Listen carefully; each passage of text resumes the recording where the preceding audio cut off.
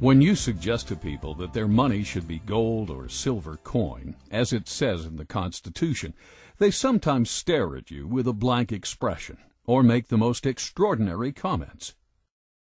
Do you feel that our paper currency should still be backed by gold or silver? I think there should be a backing for currency. Otherwise, there's a temptation to run it out and make too much of it. I'm not really sure what you mean. Like change the color of our money or something, or? I buy silver. Gold. I don't know a lot about this subject, but I would say just because of counterfeit. I think it should, but unfortunately it isn't. Okay, why do you think it should? I don't think the current system is stable. These statements by everyday American citizens show how little people understand the intentions of the Founding Fathers. As the Constitution itself says, it is the supreme law of the land. And therefore the Constitution ranks ahead of any statutes of Congress, any statutes or constitutions, for that matter, of the states, and decisions of the courts. And any law or decision of the courts that is inconsistent with it is to that extent void. It's not a law at all. So, what's going on here? Why does the Constitution clearly state that our money shall be coin, yet we are using government-issued, supposedly official, paper dollar bills? And we can't even redeem these for silver any longer. And why does Thomas Jefferson, the very man who drafted the Declaration of Independence and co-authored the U.S. Constitution, warn us about banks and corporations? Something is off here. The Federal Reserve System, to most people, seems like it is an agency of the federal government. That's what I thought it was when I first started to research this topic. But it turns out that it's nothing of the kind. The Federal Reserve is a hybrid organization. It's a partnership between the federal government and the private banks. When you look at it deeper than that, its essence is neither as a government agency or a private company. In reality, it is a cartel. In other words, it's no different in essence than a banana cartel or a sugar cartel or an oil cartel. It's a grouping of the large private corporations in the field, banking, who have come together to create agreement between themselves to limit competition, to preserve their profits, and to make sure that no newcomers come in and take away their position. That's what cartels are always designed to do. And it's a shocking thing to realize that something as prestigious as the Federal Reserve System, at its core, is nothing more or less than a banking cartel with exactly those same objectives.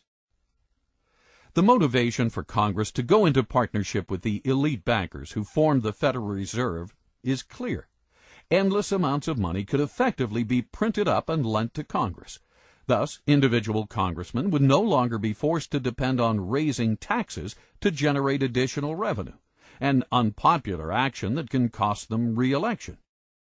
Ironically, if there were no Federal Reserve, there may have been no need for an income tax. The country did fine without it for 137 years. The income tax amendment was introduced the same year the Federal Reserve System was formed, 1913. Coincidence? Prior to the formation of the Federal Reserve System, the country never did better. In fact, that was the problem, at least for the major banks. Capital formation, also known as savings, was happening all over America. Other than panics, many of which were caused by unethical lending practices, America was doing great. So much so, the big New York banks were losing business. But why isn't the mainstream media telling us this story? What would motivate them to refrain from a critical interpretation of banking history and the Federal Reserve System, especially today, when they broadcast critical, even intimate reports on every other aspect of life? I consider the Federal Reserve Act and the creation of the Federal Reserve as being unconstitutional. It gave the government then the power to create legal tender out of thin air, that is, to create paper money. And although they didn't do that overnight, between 1913 and 1971, that is exactly what happened. But the notion of a central bank does not fit into the Constitution.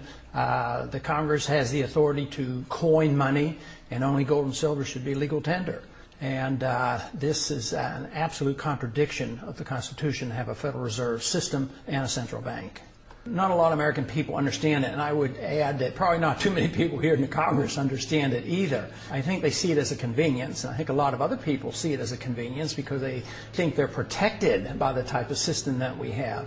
But a fiat monetary system or a paper money system is merely a system where the government has this power and authority to dictate and insist that a piece of paper is legal tender. And even members of the banking committee have come up to me and they said, "You mean our dollar isn't backed by gold anymore?" Not realizing that the Federal Reserve really accommodates big government bureaucrats and politicians. There's another major problem with the system, in that the system is a cartel structure, which means that they've taken all the banks in the country and put them into one economic unit that's essentially regulated from the top by the Board of Governors of the Federal Reserve System. Comes 1932-33, you had the crash. The Roosevelt administration came in, and one of the first important pieces of legislation that was passed was the National Industrial Recovery Act of 1933. And the National Industrial Recovery Act of 1933 did for all industries in the economy the same thing that the Federal Reserve System did for the banks in 1913. It created a cartel structure. All the steel producers were in one group, poultry people were in another group, mining people were in another group, and on top of this whole thing was something that looked like the Board of Governors called the National Recovery Administration. The National Industrial Recovery Act was challenged as to its constitutionality, and a case went to the Supreme Court in 1935, the Schechter poultry case. And the Supreme Court unanimously declared it unconstitutional. They said this kind of delegation of power by Congress to private parties is, and this is an exact quote, unknown to our law, unquote. You couldn't find it anywhere by any method of interpretation, simply unknown. Well, the difference between the National Industrial Recovery Act and the Federal Reserve Act is essentially zero. The peculiarity here is that the Federal Reserve Act has never gotten that question to the Supreme Court. Let's take a second look at the words of Thomas Jefferson. A deeper look at exactly who owns and operates the private banks known as the Federal Reserve System, and what their mission statement might be. The banks and corporations that will grow up around them will deprive the people of all their prosperity. Interesting that Jefferson not only mentions the banks that will grow up, but the corporations as well. Bear in mind that each one of the Federal Reserve Banks is basically a private corporation. Neither you and I, the people, nor the federal government for that matter, own these corporations, these so-called banks. They are owned by other corporations, known as member banks. The Fed was formed not in Washington, D.C., not in the halls of Congress or some meeting room, but it was formed on a private island off the coast of Georgia called Jekyll Island. This island in those days was a club. They called the Jekyll Island Club.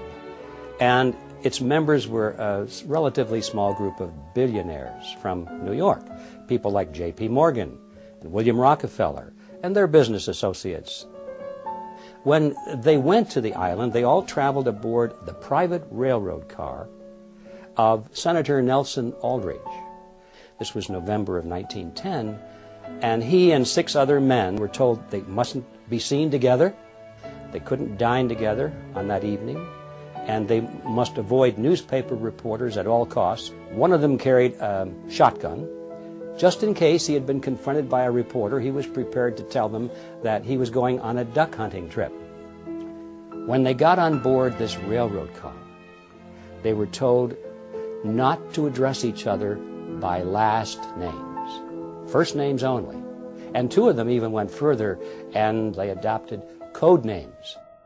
They were concerned that the identities of all of these 7 men might be known to the servants on board the car, and that the servants might talk about it. In that fashion, the word would get out. Even when they got to the island and went to the clubhouse, they had replaced all of the normal servants with new servants who didn't know any of these people. And they created the Federal Reserve under those kinds of conditions of great secrecy. I can assure you that very few wars of history have ever been plotted under conditions of greater secrecy than that. According to accidental releases of Fed stockholder information, as of 11:05 a.m., Tuesday, July 26, 1983, 5 member banks own 53% of the stock in the Federal Reserve Bank of New York, the most major of the 12 Federal Reserve banks around the country. This is a controlling interest in the controlling bank. The major stockholders of this major bank, however, are confidential. No one, not even the government or the President of the United States, knows who they are, nor can they find out. We all began to lose track of this ownership on Tuesday, the 26th of July, 1983. Only a small group of elite insiders knows who these owners or controlling agents are in present time.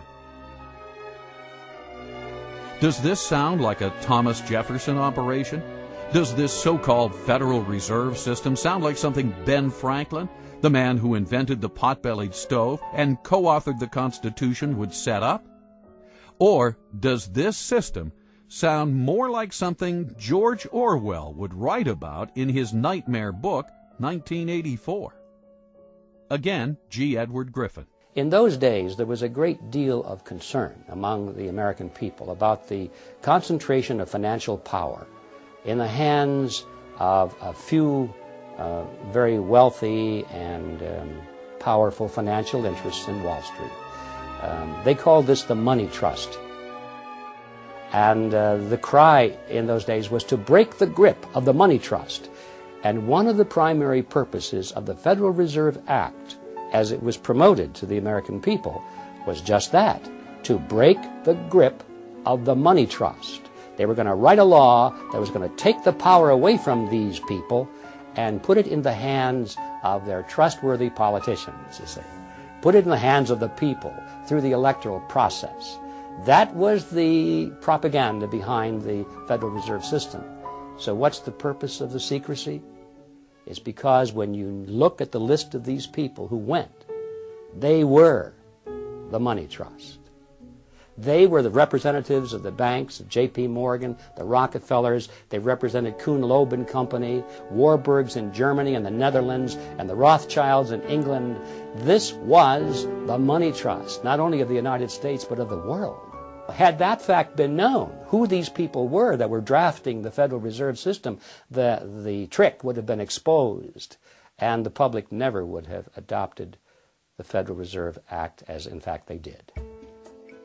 When you think about the significance of the Federal Reserve Act being passed under those conditions, the American people didn't know, but it was the banking interests that were behind it. Powerful banking interests, because they wanted their assets protected. They wanted the Federal Reserve to be the lender of last resort. So if they had been loaning out and risking the money, and these loans go bad, instead of having the market take care of this, they wanted bailed out. And this is why it was a tremendous popular thing to do for the banks and, of course, the big business people who were borrowing the money. So it was very, very special interest directed, and it was designed for the elite. And even today, a lot of people don't quite understand that. So it's an educational job as well outside of Washington, but hopefully someday people here in Washington, especially the members of the Banking Committee, will gain some interest in this subject, because ultimately we will have to address it. Where does Congress get most of its funding? I would like to say from us, but I'm sure they have foreign investors that they also get their money from. Okay. Taxes. People? Government.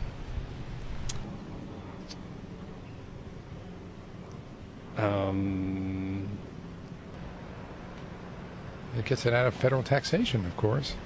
From taxes, but if you mean today, a great deal we're getting from China buying treasury bills. They print it.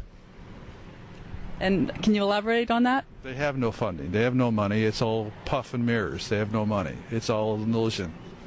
There's not much in back of it. As we can see, the average American citizen has conflicting ideas as to where Congress gets its funding. In actuality, Congress gets most of it by borrowing it from the Federal Reserve. The Federal Reserve gets the so-called money by effectively printing it up. The whole process is known as the Mandrake mechanism.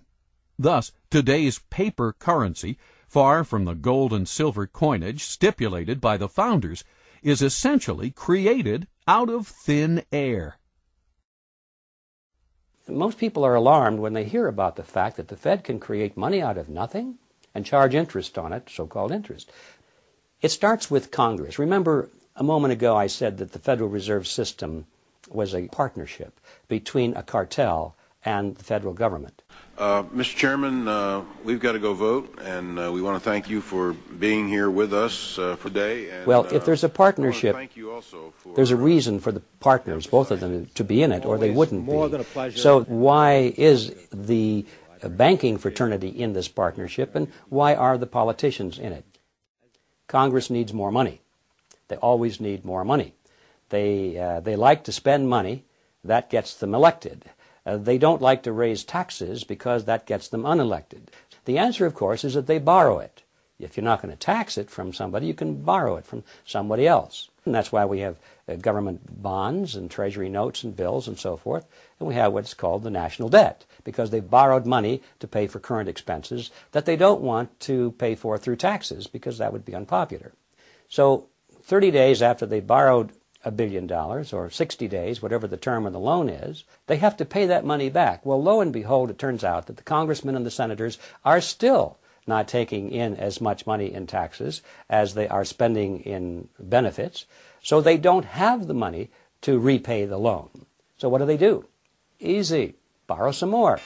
Borrow enough to pay back the original loan, plus a little bit more to keep them in office. So this process goes on and on and on, and that's why we have the national debt growing and growing and growing. The Federal Reserve enters the picture at this stage because, you see, they can never borrow enough from the private sector. There's never enough existing money out there for the politicians to borrow. So what do? They go to the Federal Reserve System, and by agreement, remember this is their partner now, the Federal Reserve System agrees literally to create the money that they're going to lend to the government. It's not really a lending at all, as you can see, but they use the old traditional words of lending it to the government, when in fact all they're doing is just printing it for the government. They're creating it for the government, and then they call it a loan. Of course, they don't print it all because most of it's checkbook money, but nevertheless the process is the same as if they had just turned on the printing presses and printed all this money and gave it to the federal government. So now, once the Federal Reserve System creates this money out of nothing, literally, it's fresh money into the society, into the economy, and that's how the money supply keeps growing and growing and growing. What about the banking partner? What's in it for them? I come in and I give the bank, say, 100 ounces of gold, and the bank offers me some interest payment on that. They're going to pay me 3% interest. And they're going to take that 100 ounces of gold and they're going to lend it out at 5%. That's how they make their money, the 2% spread. Okay? Now that's fine so far, because I know that gold is in there, it's being loaned out, and someday, now I'm getting 2% interest, and someday I can ask for that principal back. It might be 6 months, it might be a year, whatever it is. Where the trick comes into this is the bank says, not only are we going to lend that money out, but we're going to allow you, Mr. Depositor, to draw on that money right now. All right? Which means that they can't possibly be saying that I can draw 100% of that deposit when they've also loaned out 100% of that deposit. Now, maybe they don't loan out 100%, maybe they don't loan out 90% or 80%, but whatever it is. And that's the fractional reserve concept. They don't have enough reserves to pay out all of these obligations that they've made, especially with respect to paper currency, because usually that's the way it worked. Now, why do they do this? Well, they do this because they make money. Right? If I can loan out essentially more than I have in my reserves, by that difference I'm increasing interest payments. So the bankers are beneficiaries of this, and obviously the first lender, the person that receives that money, is a beneficiary because he's getting money they wouldn't have gotten otherwise, even though he has to pay interest on it. But then what happens down the line? This is the fascinating part about it. The market has set prices and wages on the basis of what it believes is the total amount of money that's in circulation. Along come the banks and they start generating new money that the market doesn't know about. He finds out about it because the money goes into circulation. So I'm the first user of this money. I've just received the loan from the bank. I'm going to go out and buy cement with it. And when I buy cement with it, cement is at the original market price. Now, as that money starts percolating into society, the market realizes there's more money than there was before. More money chasing the same amount of goods means the prices of goods go up, right? So eventually, somewhere down the line, that same cement that I just bought for $5 a pound is going to cost someone else $6 a pound. Now, if he buys that cement at $6 a pound before his income has increased commensurately, what's happening to his real wealth? He's losing real wealth, right? His costs have gone up, his income stays the same, his real wealth is decreased. Whose real wealth has increased in this transaction? Mine and the bank's, because we got the full value of the money right at the beginning. So this system transfers wealth. Somehow, you can't exactly follow it, but the principle is there. It transfers wealth from society to the creators of money. For every $1 billion that's put into the banks, I, as a commercial banker, can create an additional $9 billion and push them out into the economy as loans. Now that $9 billion based on the $1 billion, which itself was created out of nothing, all of it is just fiat money. It's created out of nothing, but the commercial banks get the bigger end of the deal, as you can see. They can create 9 for the private sector called loans, and these are genuine loans. And that is where our money comes from. That is how money is created. Every bit of it is created in this fashion. Every bit of it is based upon debt, and that debt creates money that literally has nothing behind it at all. Now this is how money is created in the Western world. And it's an amazing story. Only a very few people at the top know how money really comes into existence. Best estimates say that a network of about 7,000 people, mostly located in large urban areas worldwide, facilitate the acquisition and control of the voting stock of these banks by proxy. The marching orders as to where literally hundreds of trillions of dollars of monetary power will be directed are believed to be given by the 7,000 on instructions from an insider control group we estimate to number about 300. Of the 300, many are related to one another by blood, marriage, and business ties, and, it would seem, have family ties to the original robber barons of the Industrial Revolution at the turn of the 19th century. More importantly, however, most of the 7,000 involved in this group may be largely unaware of their negative effects on society. They may sincerely, but naively, believe they are simply doing good. Nevertheless, now talking about the 300 who form the inner controlling body, we estimate that about 50 of this group are anything but naive. Thus, having successfully established the ultimate money-making machine, the Federal Reserve System, this nefarious cartel of tyrants is in a position to literally acquire control over the assets of the world, deprive the people of all their prosperity, as Thomas Jefferson would say. This is the calculus of the situation, and this is exactly what they are doing, with a little help from their virtuous but ignorant servants in Congress, as John Adams might say. Yes, the Founding Fathers must surely be rolling over in their graves. The original intent of the Constitution is spelled out quite clearly, not only in the document, but in the immediate history that surrounds its formation. Now, Article 1, Section 10, Clause 1 limits the powers of the states. It says, no state shall coin money. States had coined money. stops them from doing it. No state shall emit bills of credit. Now that's one of those peculiar words. If you were living in that time, you knew what it meant. It meant essentially what we call paper money. No state shall emit bills of credit, which means that a state itself cannot create paper money, and then it can't do it indirectly by setting up some kind of a bank that's controlled by the state. Third provision in that clause is, no state shall make anything but gold and silver coin a tender in payment of debts. And notice the language, no state shall make anything but gold and silver coin, meaning states can and should make gold and silver coin a tender in payment of debts. But the historical background shows absolutely clearly that paper money was not going to be allowed at the national level or the state level. And the very interesting point here is that the same people who wrote the Constitution had been to a large extent in control of the states and of the Congress under the Articles of Confederation during the War of Independence. These people had emitted large amounts of paper money. The states did it, Congress did it. When that Congress did it, it was called the continental currency, and most people are familiar with the phrase not worth a continental. Paper money depreciated so radically in value that it was essentially worthless. Those same people looked back at what they had done only a few years earlier and said, we're not going to do this anymore. The inflation isn't rising prices. The inflation is the government's program of increasing the supply of money, which devalues the currency, and that causes the prices to go up. Inflation, that is the destruction of money, eventually wipes out the middle class. The best example in the 20th century being what we saw happen in Germany. As the runaway inflation came, the middle class got wiped out. In the early stages, of course, somebody benefited.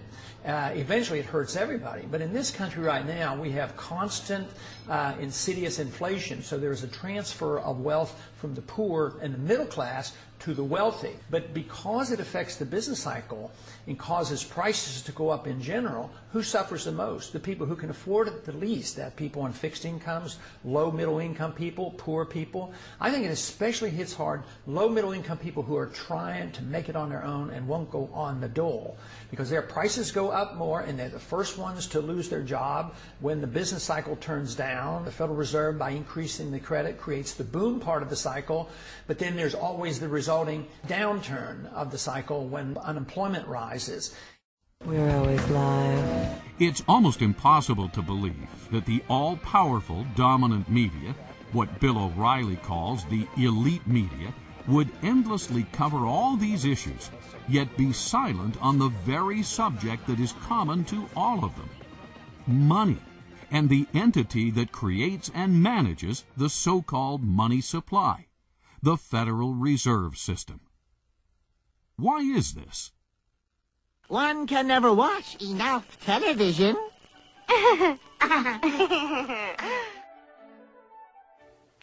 There has been a tremendous concentration of the mass media over the last 50 years, from over 100 companies to 6 companies. Back in the 1934 Communications Act, each media company was only allowed to own a handful of stations, and they weren't allowed to have cross-ownership. They couldn't own all the media in your town. Now they can own more and more because congressmen who've gotten elected as a result of the mass media have given them more and more.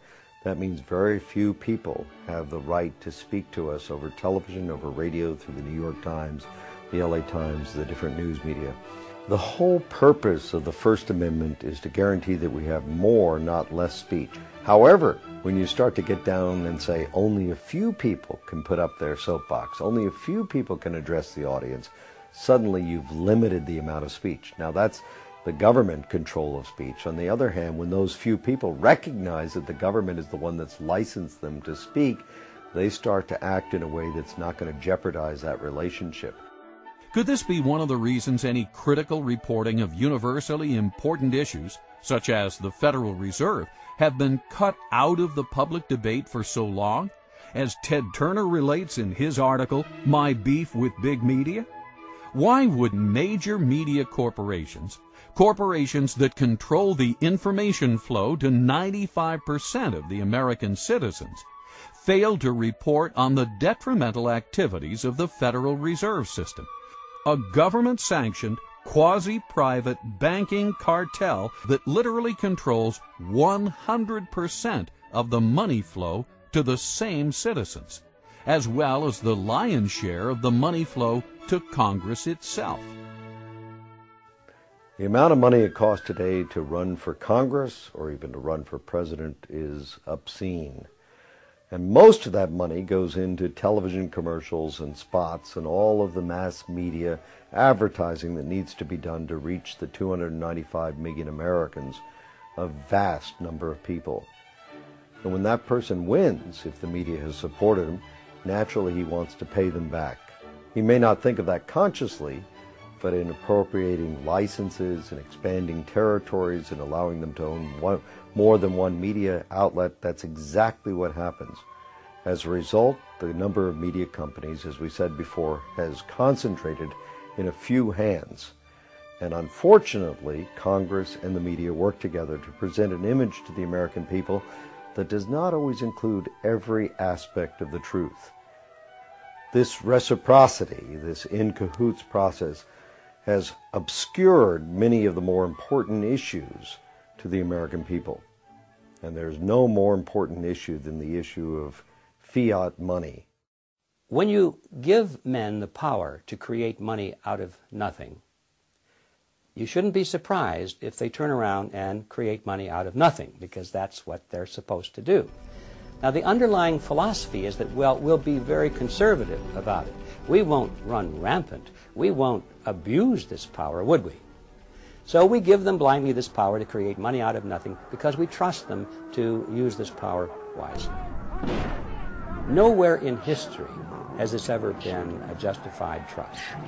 Every time man has had that power, and this started back in antiquity, those with the power have abused it, and they have created more and more and more money at a rate much faster than the expansion of goods and services which are being produced by the productive side of the economy. Now, if the goods and services were growing at a rate which is exactly the same as the money supply, then the purchasing power of the monetary unit would remain constant. In ancient Rome, if you had a 1-ounce gold coin, that would be the cost of a nice toga, a handcrafted belt, and a pair of sandals. Today, thousands of years later, if you have a 1-ounce gold coin and you convert that into Federal Reserve notes, you can walk into a store and buy a nice suit, a handcrafted belt, and a pair of shoes. The real price of those items, and all items for that matter, throughout history does not change when measured in terms of something of intrinsic value, such as gold or silver, because those things take human effort to produce as well as the belt, the toga, and the sandals. Both of them take human effort to produce, and that's why they maintain value with each other. But once you break that away, and you give men the power to expand the money supply without that discipline, they're going to expand the money supply faster than the increase in goods and services, and then you're going to have this difference in purchasing power. We call it inflation. Well, it's always politically popular to impose financial burdens on somebody else. It tends to be politically difficult to impose financial burdens on someone who's living alongside of you, because they tend to have votes and they tend to have representatives who will take their position. It's fairly easy to impose a financial burden on the future because the future generation tends not to have any votes or representation at all in the present. As soon as you start talking about monetization of debt, where the banks come in and now buy governmental debt with new money that the banks have created through this special privilege they have of creating money in the Federal Reserve System, the redistribution of wealth that takes place through that process, most people don't understand. It happens through depreciation of currency, and the depreciation of currency usually leads to increases in prices, which the average person calls inflation. Inflation is really the increase in the money supply. The prices increase as a consequence of that. But the average person doesn't understand how this happens. And he's going to blame gold speculators in Switzerland. He's going to blame greedy unions. He's going to blame price gouging. He's going to blame everybody but Congress and the banking system. So it's easy politically, through monetization of debt, to expand borrowing beyond prudent levels. Now why is that tyrannous. Well, at a certain level it's tyrannous. The definition of tyranny is the exercise of a power that no one should be allowed to exercise. Okay? And it's tyrannous because no one should be allowed to exercise a power that puts burdens on people that are not allowed an opportunity to be heard, an opportunity to vote, an opportunity to have some kind of a say. Right? Granted, to some extent you're going to have to do that in the nature of government as long as you have borrowing, but beyond a certain point it becomes tyrannous. And it's beyond that point that the present system allows our political structure to move too easily. How much, take for instance, how much is the purchasing power of Federal Reserve notes lost since World War II? About 90%. You think that hasn't had some consequence in terms of redistribution of wealth, in terms of the way the economy has developed? Of course it has. The average person doesn't see it. He can't follow the lines of cause and effect, but it's there, and his life is quite a bit different from what it would have been if that hadn't occurred. Purchasing power, monetization of debt, inflation. What do we mean by all these terms? Terms we may have heard many times, but still fail to connect the dots. Are you confused? If so, you're not alone. Inflation, I think, is a bad word because really we think of inflation as rising prices. But in reality, what's happening, prices are not going up. It's that the value of the dollar or the monetary unit is going down. That's what's really happening if we understand the process. And it's a tax, therefore. Our lost purchasing power, what we have to pay more for a bag of groceries today than we did 5 years ago, comes out of our pocket, comes out of our earning capacity. That is value which we should have, but it's been taken from us through a process that we call inflation, but in reality it's a hidden tax. Inflation is the result of being able to create money out of nothing, and that is the power we have given to the Federal Reserve System. Therefore, we can say that the Federal Reserve System is the agency of a hidden tax called inflation. Since the early 1900s, almost no one talks about the country's banking system anymore. What happened? There was a shooting, then there was nothing. Yet our money, like water, is one of the most important commodities we have. More than that, the quality of our money affects the productivity of every man, woman, and company in America. As time goes on, people figure out better ways of doing things, better ways of making products, cheaper and faster. For instance, one farmer can now grow food for thousands of people, whereas he used to be able to feed only his family. Thus, everything should be getting cheaper, because the supply of everything has been growing faster than the demand. This is true even though the population has been growing as well. Unfortunately, this is not what we observed. With the exception of a few industries, like the computer industry, and products we import from places like China, it seems that almost everything is getting more expensive, but oftentimes cheaper in quality. How can this be? Over the decades, the productive energy of society seems to be getting siphoned off.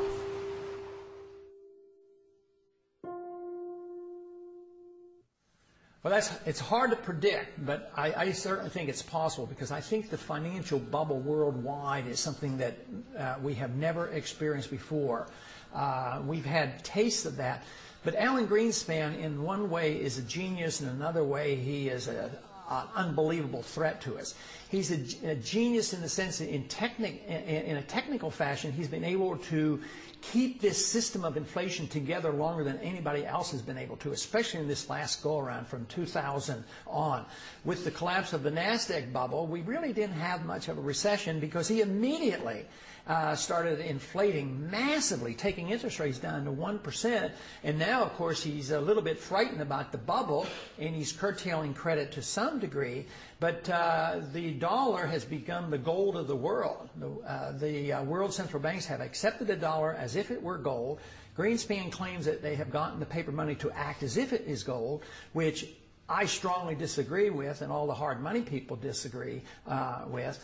But I believe he's been capable of creating this huge financial bubble, and the world has not yet seen what may come of this. So I suspect that depending on when it comes and what we do, it could very well end up into a much worse situation than the Great Depression. But if the country decided, well, something has to be done, and we went to a gold standard and limited the creation of credit, curtailed the power of the Fed, I think it would iron out all our difficulties. When Argentina periodically would just quit inflating and maybe tie their currency to even the dollar, price inflation went like from hundreds of percent per year down to 2% or 3%. So it's rather rapid. So you would see an immediate benefit. You would iron out the severe swings in the business cycle. The price problems would be diminished. But the one thing we'd have to give up, which to me would be a benefit, government would have to curtail spending, because they can't tax the people enough to pay for all those bills. So we would have to curtail our spending. So that would be, to me, a tremendous boost to the American people and to the economy. At the same time, we gave sound money. I mean, this would be fantastic. Within months, there would be some people who would suffer from the adjustment period, but it might be the people who have benefited so much over these years. But the average person, the poor person, the jobs would become available. So it would not take a long, long time. What would take a long time is if we refuse to consider it and the problems get worse and we have a severe recession or depression and huge inflation and we do all the wrong things. That is what we should work so hard against. We must get rid of the fiat money system. How do you do that? Well, the first step, of course, the big step, the biggest imaginable step, is for people to realize that they even have one.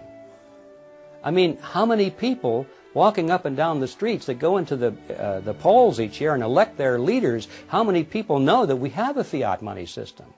How are we going to change that unless we have an understanding, an educational foundation at the electoral level? So this is where we have to start. Because so many people in the U.S. are now semi-illiterate, thanks to the government-sponsored public school system, it may be possible to stimulate a discussion on the Federal Reserve only through films and TV shows. In many ways, film has replaced the written word for the masses. What is the Federal Reserve System? It's where they generate the money, and they keep the money, I think. Federal Reserve System is a banking structure owned by the banks and run by the government. No, I don't know much about this. Okay, thank you. It's a system of balancing the flow of currency throughout the United States so that as banks need to have liquidity, they have it, and as they need to tighten up money, they tighten it up. Similar to what you had said earlier about having the reserves for when we go in a crisis or something, and you need to have that actual backing, not just the dollar currency, because paper is paper, and if you don't have that gold or silver behind it, then it's just going to be paper.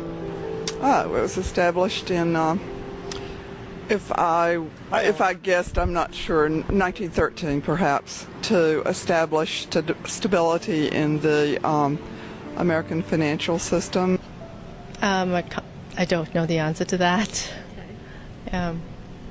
What is the system? It's a banking system that's run by the government. It's almost like a fourth branch, but it's run by the government, and it's guaranteeing that banks will remain stable. And if they're not stable, they'll take it over. A way of backing up the money. I don't know. Yeah. And what is the Federal Reserve System? Well, do you want Andrew Jackson's opinion of the Federal Reserve System or what? Your opinion. I liked his. It's a bunch of organized crooks. Wow. Now that citizen is informed. Too bad everyone is not as aware of how far we have strayed from our founding principles. Well, the major problem you have not only with the Federal Reserve System, but with any statutory structure that's unconstitutional, is it doesn't square with what's called the Supremacy Clause. The Constitution, which has the Constitution and laws passed in pursuance thereof, that is, constitutional laws are the supreme law of the land. So obviously you have a statute that doesn't square with the Constitution, it's void. It is not a law, in fact. So the question then arises, well, how does that square with the oath of office of representatives, senators, judges? And the answer is it doesn't. That when they come face to face with a statute that is in contradiction of the Constitution, they are to treat the Constitution as the supreme law and treat that statute as void. So that's number one. Here we have a system, the Federal Reserve System, that has all of these constitutional problems, and everyone is essentially looking in the opposite direction. So that doesn't square with the oath of office. And one would think that the president, being the head of the executive department, in which we find the Treasury, Department of Treasury, right, which interacts quite closely with the Federal Reserve, might have something direct to say about that. And then, of course, the president has a specific constitutional duty to take care that the laws be faithfully executed, and the supreme law of the land is the Constitution. So you would expect, on top of all of this, that he would be saying, wait a minute, if the Constitution doesn't square with the Federal Reserve Act in one or more ways, then I should be giving directives to the Secretary of the Treasury to take certain kinds of action to deal with that. And, of course, we see exactly the opposite. We see the Federal Reserve people, usually the chairman of the Federal Reserve, comes to Congress, and he tells Congress directly, and usually tells the president, at least indirectly, here's how monetary policy is going to be implemented. So the Federal Reserve is the tail that's wagging the dog when we have all of these questions that it may not be legitimate at all in whole or in part. If you want to see the way power goes in a system or the way the laws are corrupted, follow the money, and the Federal Reserve is a huge agency for the creation of money.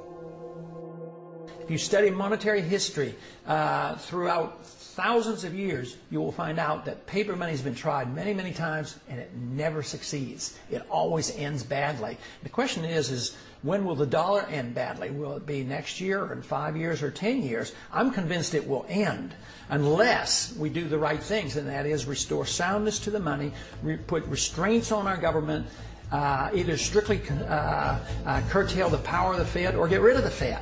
That will be the only way you can save the dollar. But if we continue to do what we're doing now, we will eventually destroy the dollar.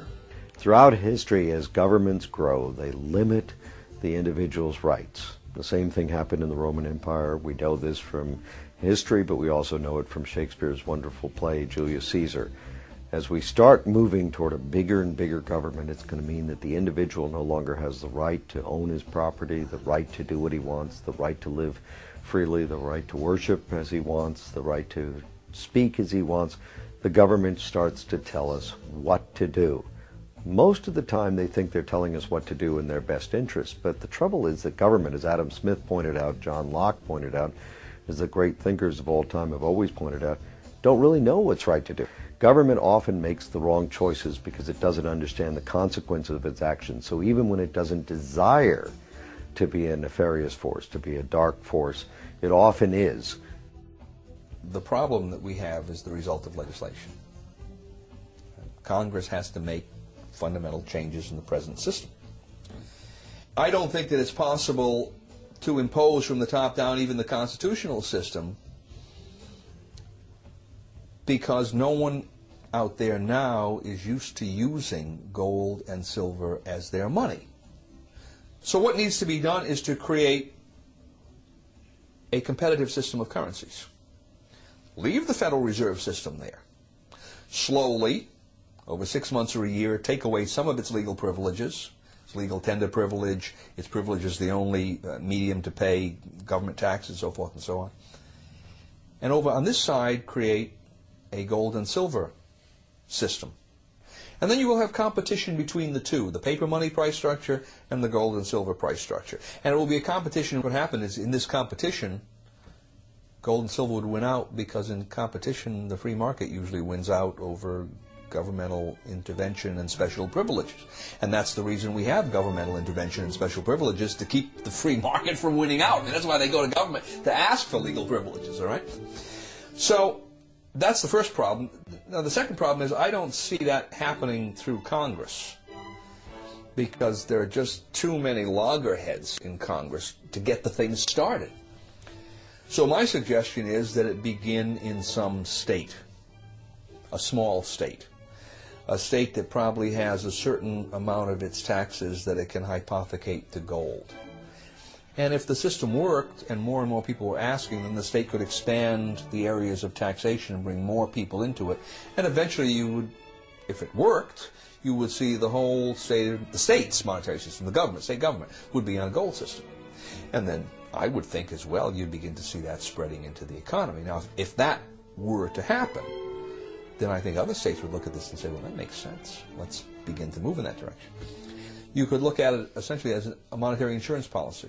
They don't have to go beyond 10%, but 10% gold holding is perfectly prudent. And if something were to happen in the economy, if there were to be a monetary crisis, banking crisis, then the state could rapidly expand the system because people would know how it operates. But the idea is to get the mechanism, as it were, on the table so that people can see how it works, why it works, what its benefits are. They don't have to be afraid of it. And arguments along the lines of there's not enough gold or silver in the world to do this will, that kind of thing will be shown to be fallacious. Concerned citizens should be asking themselves questions like, why do you feel like you're on a treadmill that's constantly running faster? Hey. Why does it now take a 2-income family to make ends meet, thus preempting women from their traditional role of providing stay-at-home childcare? Why do we see a never-ending expansion of government, even though our elected officials endlessly promise to reduce it? Where does the government get the funds to wage perpetual war, yet fails to provide the basic protection citizens needed on September 11th? Why do rich people seem to be getting richer, while you and all your friends seem to be hardly making ends meet? Why does a first-class stamp now cost you nearly 40 cents when it used to cost only 5 cents? Should a 90% loss of purchasing power be tolerated? Where does it end? It's easy to see where we're headed. You don't have to be a rocket scientist. If you follow a graph, and you can see that there are points on this graph and they're going constantly in one direction, and they've been doing this for 50 years, you don't have to be a rocket scientist to see where it's headed. Where this graph is headed is for total destruction of our monetary system. Our money will be totally worthless, and it'll probably be reissued in the form of some international currency, which will be equally worthless. But the value to these people is that once it's on an international basis, there's nowhere else to go. Right now, if you don't like American dollars, you can buy Japanese yen. If you don't like that, you can buy Swiss francs. If you don't like that, you can move to whatever currency seems to be having a little better track record. Once there's an international monetary system in place, modeled completely and exactly after the Federal Reserve System, it's exactly the same, then there's no place else to go, folks. You've had it. So that's where it's headed, and if we don't turn this thing around, I think we're going to be living in kind of a modern serfdom. And we'll be serving masters, and they won't be living in the big castles that we can see, at least, and say, well, that's where the master lives up there, and we're tilling his field. Our masters will be the bankers and the politicians, and they'll live in big houses, but they won't be castles. But we'll be serving masters nevertheless, and we'll be thinking they're wonderful people without realizing that they are our masters.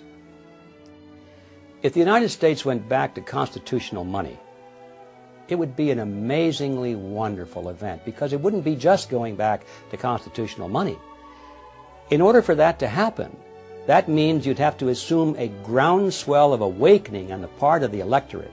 And they would understand not only what's happening in the monetary system, but what's happening across the board in our political system. I think we would have a great resurgence of prosperity and tranquility. That means that the electorate would have to be questioning a lot of other things in our society as well. And I think we would see an improvement across the board, and I look forward to that day. Americans need to stay on top of one of their most influential institutions, the Federal Reserve System.